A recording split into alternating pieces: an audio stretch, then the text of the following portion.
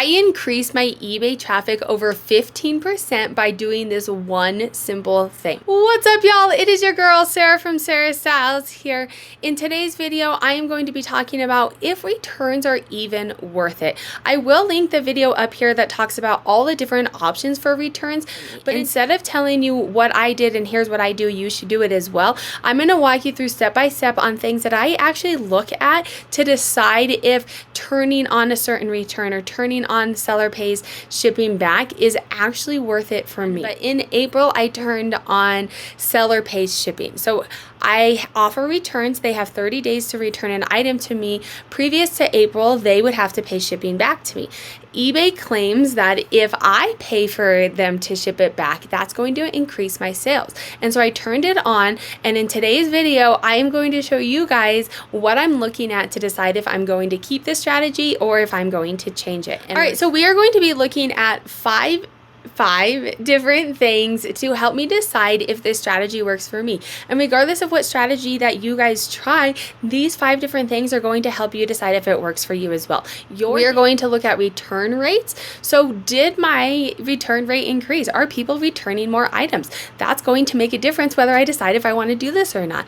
We're going to be looking at selling costs. I turned on where I am paying to have the items shipped back to me, which means that my shipping costs could go up.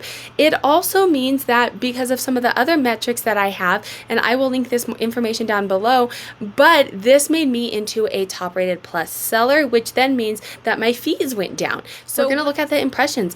eBay claims that by doing this, especially for me because it made me a top rated plus seller, that they're going to give me more exposure. Did that actually happen? Ultimately, sales, right? At the end of the day, did I make more sales? Drop a note down below and let me know what you guys do for returns, why you decided to do those returns as well. First things first, what happened to my return rate? Did more people return my items? But on eBay, you can look at your return rate, and my return rate, they show you a 90-day period, and I only did this strategy for a month, so keep that in mind as well. My return rate from January 1st to March 30th, so before I turned on iPay to have the item shipped back to me, was 4.8%. This is fairly average with selling clothing and shoes. It's all being returned to me for fit, but it's still a low percent of my total sales, so I don't necessarily mind having my returns turned on for that. But it did make more people return my item. It did go up over nearly 1%, but that's 1% in 90 days. It nearly doubled the amount of returns that I had in 1 month. All right, so let's look at our selling costs. All right, so on my seller hub, you can get to this chart, and we're looking at the selling costs. I will link a video up here. I will link a video up here on what exactly this means and how to look at it. So this is my selling cost. So this is a little confusing because it is red, but it does have an up arrow.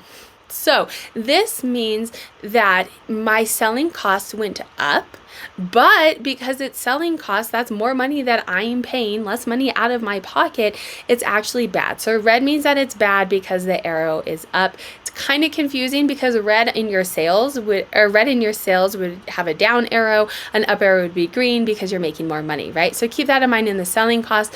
What actually happened though? So this is saying from the previous month, so when I didn't have when I was paying shipping, my selling costs actually went up. They went up 1.9%. That's not a huge percent, but it's telling me that my final value fee the discount on my final value fee did not offset the increase in my shipping.